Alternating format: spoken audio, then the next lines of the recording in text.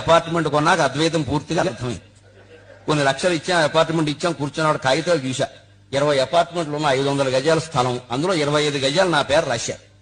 నేను వెంటనే బిల్డర్ని అడిగా, ప్రకాష్ గారు నా 25 గజాలు ఏవి అన్న. ఎక్కడ చూపిస్తామండి అన్నాడు.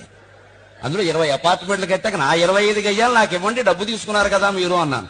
ఎలా చూపిస్తామండి అంటే, ఇప్పుడు ఇంత 25 గజాలు ఉన్నట్టా లేనట్టా? కాగితాల మీద ఉన్నట్టు, వాస్తవంగా లేనట్టు.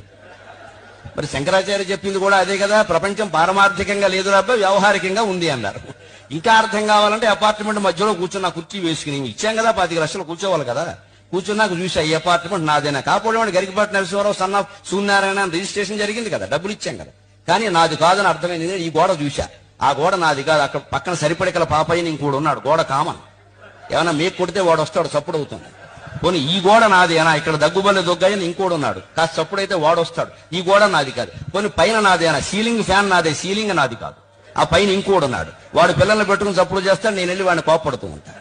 పోనీ కింద నాదేనా, కాళ్ళు నావే, నేల నాదే, కింద ఇంకోడు ఉన్నాడు, నేనేదైనా చప్పుడు చేస్తే వాడు వస్తాడు, your children are disturbing me అని.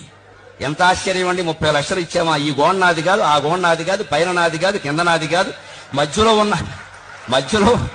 మధ్యలో ఉన్న శూన్యానికి 30 లక్షలు ఇచ్చి ఇది నాది అనుకుంటున్నావే. బ్రహ్మ సత్యం జగన్ మిథ్య అనడానికి ఇంకేమైనా కావాలా? అంటే అపార్ట్మెంట్ లో ఉండేవాడు